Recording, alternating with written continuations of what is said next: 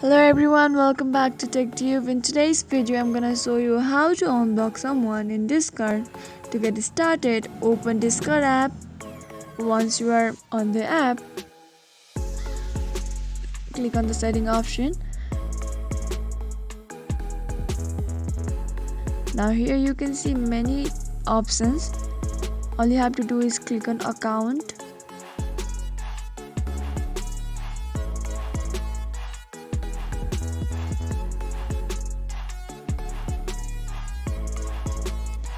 Now scroll down until you see block user option.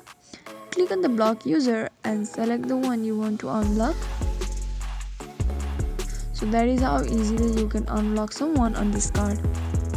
If you found the video to be helpful, go ahead and subscribe to our channel and also press the notification bell so that you'll never miss another upcoming upload from us. I'll see you again in next video. Goodbye till then.